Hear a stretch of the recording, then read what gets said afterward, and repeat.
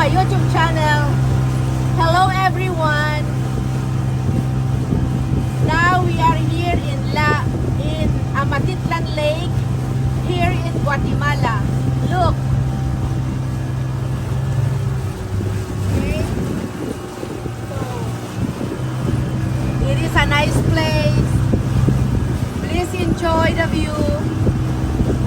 You will explore and ¿qué podemos ver ahí? Ya podemos ver lo que es.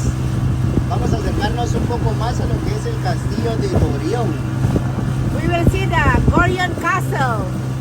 Okay?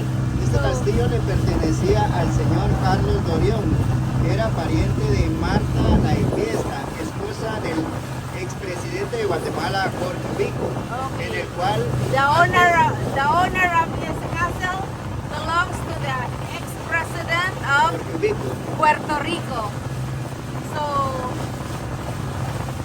mismo que se utilizaba antes para las ferias patronales de aquí de Amatitlán. this was used during the feast day of AMATITLAN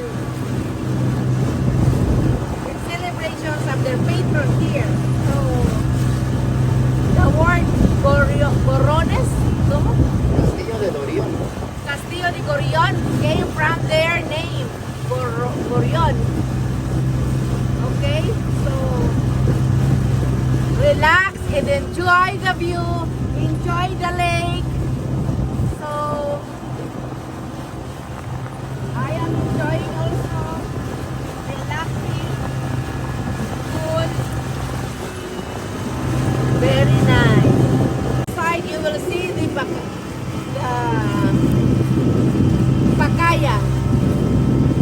Pacaya volcano. This volcano is also active wherein it always erupts and throws lava, rocks. So it's just like in the Philippines or in other countries, volcanoes are also erupting. So people, the community surrounding this volcano, they used to evacuate for their safety. So we must be very, very, very cautious if we do live in the nearby places at the outskirts of volcano. Okay?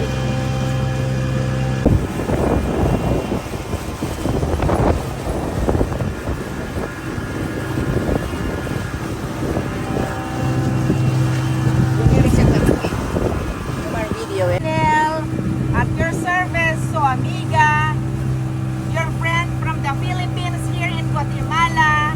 Espero que ustedes disfruten hoy en Guatemala cheleramente. ¡Qué chelero! Gorion Castle. Oh.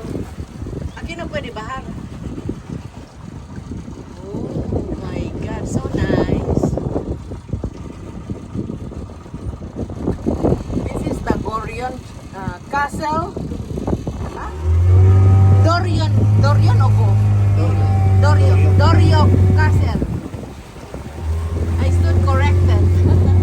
Dorio Castillo. Okay. This is the Volcán de Agua, the biggest and the highest volcano. Of course, there is still the highest one is the Volcán de Alotinango. So, Alotinango volcano. Okay. Volcán Spanish, volcano English. Wow, it's nice, marvelous, fantastic, estupendo. ¡Qué chelero! Pura guatemalteca soy, pero estoy Filipina. We are coming back from the short tour of the Castillo Dorion. Hello. Finish the trip. I hope guys you'd like it and you'd love it. Thank you very much for visiting my YouTube channel, FILI-CHAPINA. Bye!